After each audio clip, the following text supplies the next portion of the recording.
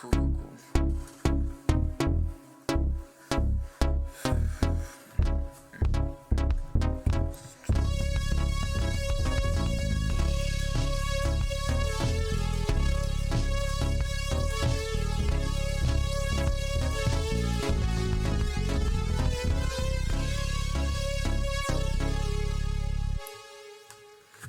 Welcome. This is the ELEET Review Podcast. We have a very patriotic episode for you today.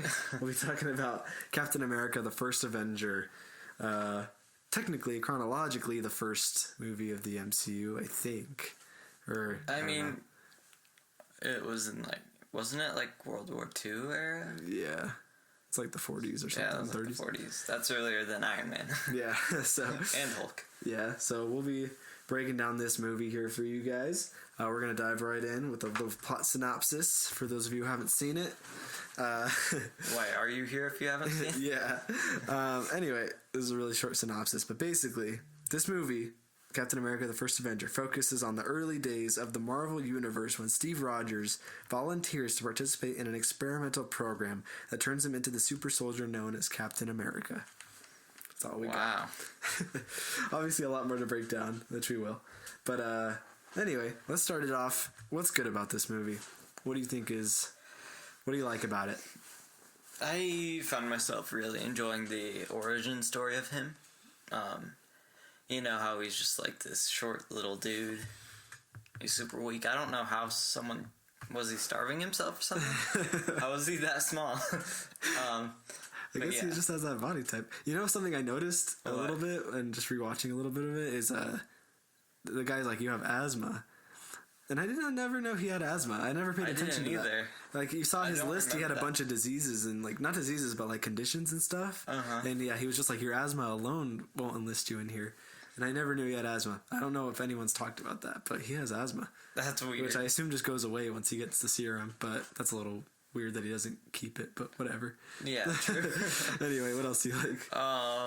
Yeah, I just love the whole scene where he like jumps on the grenade and stuff. Mm-hmm. God, that's really cool. I love the soundtrack of this movie. I think it's a really cool soundtrack. Oh yeah, and it comes back around, which is awesome in Endgame and stuff. Like when he's like walking out to war and stuff, and it plays it. It's really epic. Mm-hmm.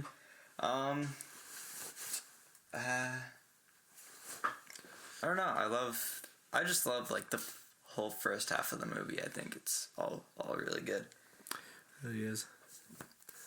Any other scenes stand out to you?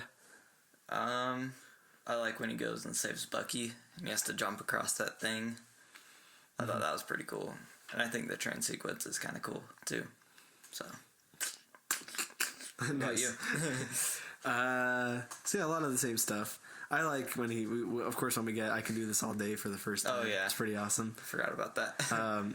It's like a little corny how he's just like...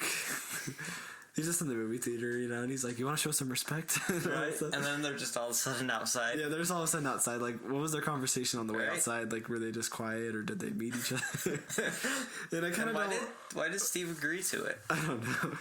But I just don't like... It's okay, like, that Bucky comes and helps him, but I don't really like what Bucky does. He just kind of, like, punches him once and then kicks his butt, which I don't really like that he kicks him. Like, I just feel like Bucky should have beat him up a little more, but whatever.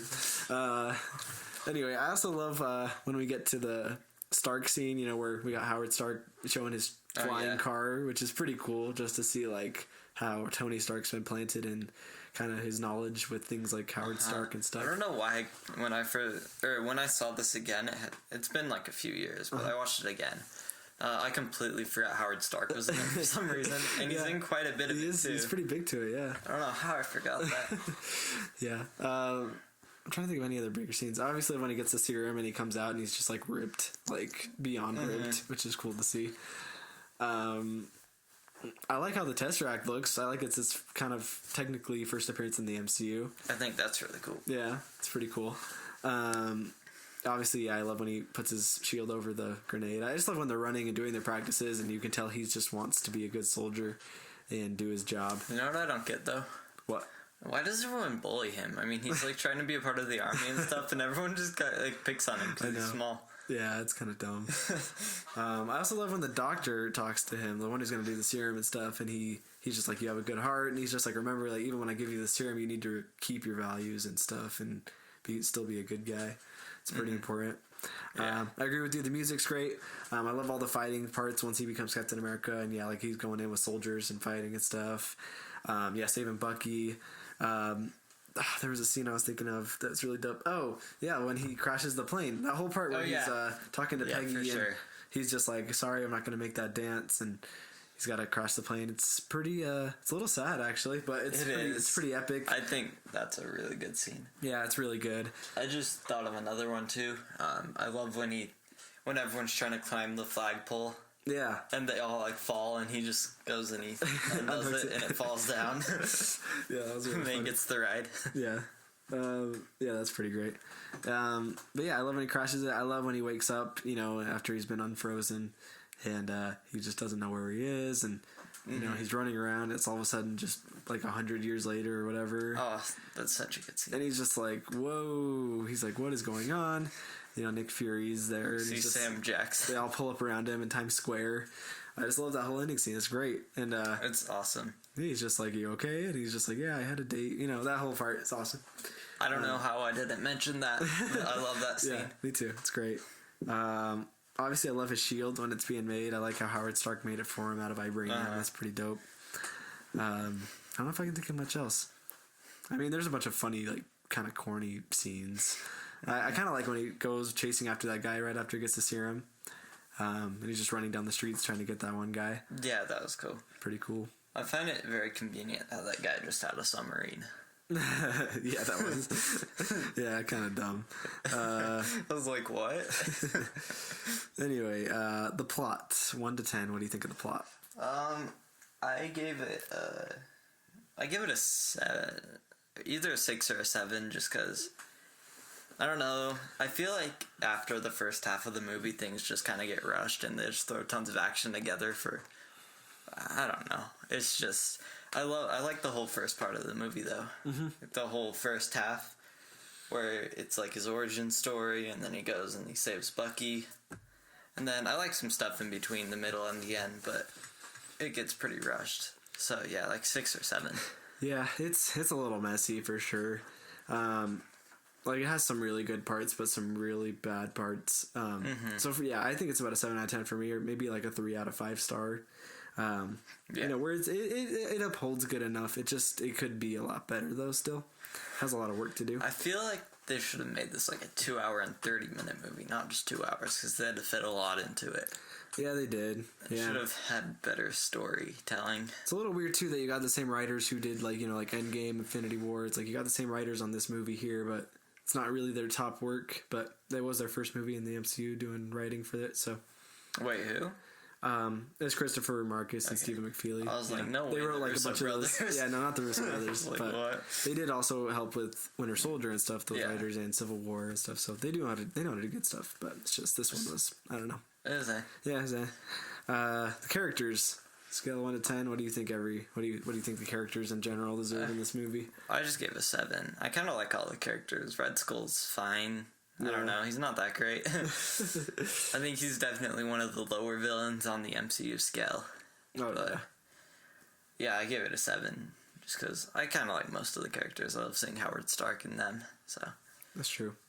I think I'm going to give it a 6, and that's mostly just due to Red Skull, because I really don't like Red Skull. In fact, he's probably one of the worst villains in the entire MCU. Yeah, he is. And he really knocks it down for me. And what keeps it up to even a 6 mostly is Captain America, of course. Even like Peggy and stuff, she's alright. She's not bad, but nothing special to me. And what about Bucky? Bucky's alright. He's cool. But I feel like he could be in it a little more. I also don't really like that one scene with the girl who shows up and like starts making out with Captain America and stuff. Like she's kind of a fan of him or whatever. Yeah. Star-Lord's mom or whatever. Isn't that Star-Lord's mom, Is that? Yeah. Isn't that weird? I didn't even realize. That's her, yeah. Dude, that's crazy. Yeah, so she knew him she knew Captain America, yeah. That's crazy. I know, right? Know that.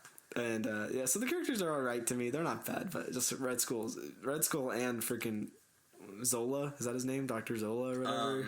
Yeah, it's Zola. It's okay.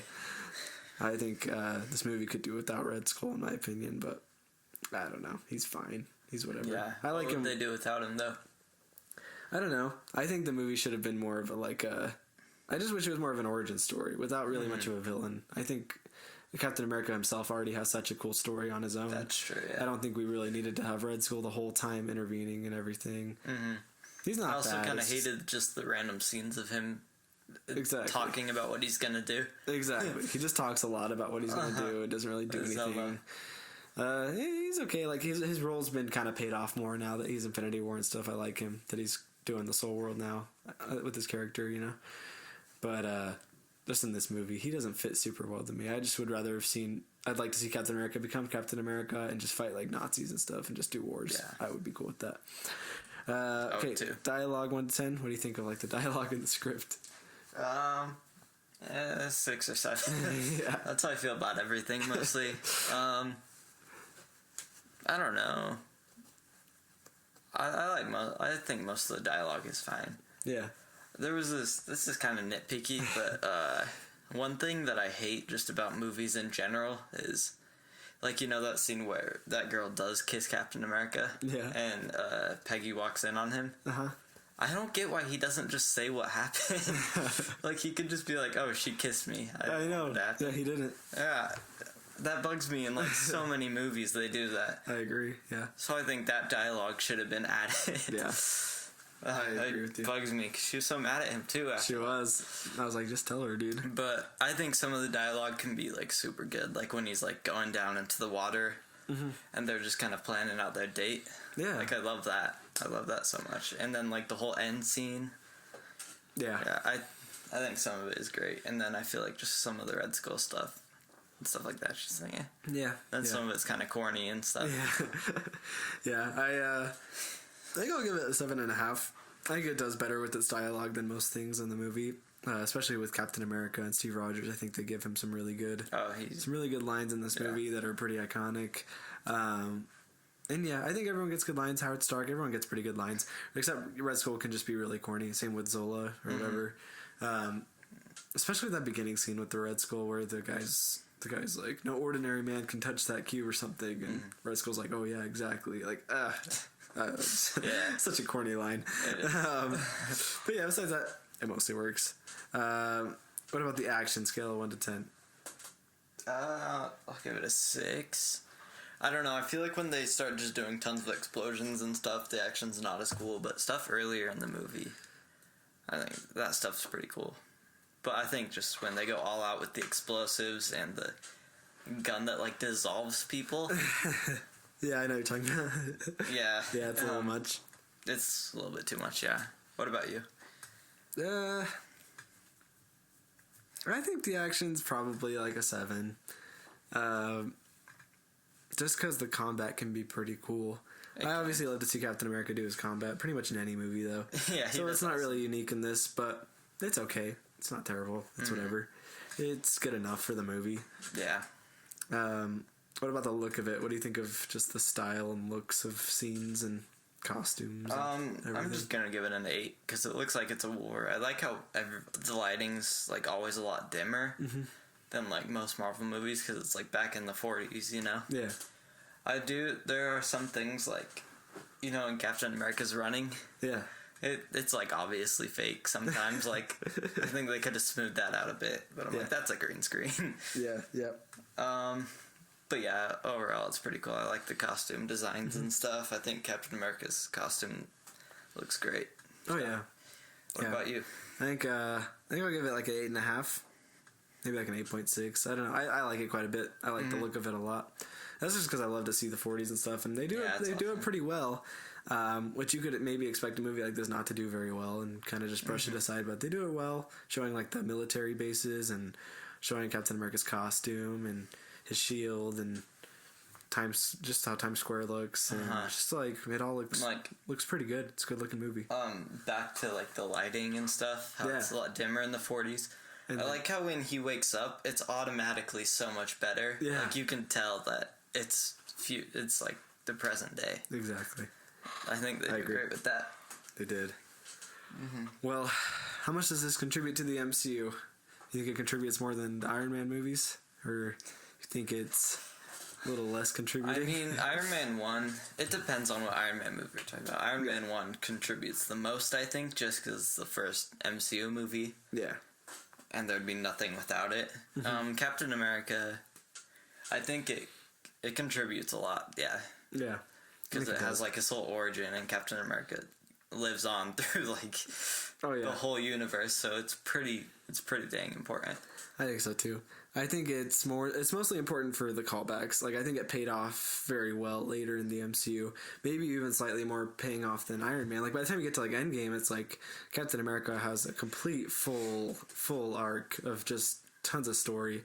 Right. That really gets paid off well with him having to, like, pass it down to Sam and having to, you know, just, like, the music coming back and dancing with Peggy at the very end. Like, that's just all very satisfying. So I think he got to have the most satisfying ending with this movie, and without, like, this movie particularly, I don't think Captain America would be as important. Like, you know, Winter Soldier and Civil War, you know, you don't get his story as much. Like, you do get a story about him, but not a ton. And, like, Peggy, she kind of shapes a lot of his character too. Yeah. And she's a huge part of his character. Yeah, no, I think the MCU realizes his importance a lot, and I think the writers and the Russo brothers, I think everybody, like, you can tell they found it a big privilege to write his character and direct his character. So I think he contributes a lot in a good way. I don't know if he's very vital, but he contributes in a very important way, I think, to lots of fans. Even though there's a lot of haters of Captain America, I think you can't deny he has a pretty good story. Yeah, he does. What could have been better about this movie, or what do you think is kind of bad about it? I mean, we kind of went over that a bit. Yeah. You know, just just Red Skull. Yeah, just like some dialogue. Yeah. You know what I don't get?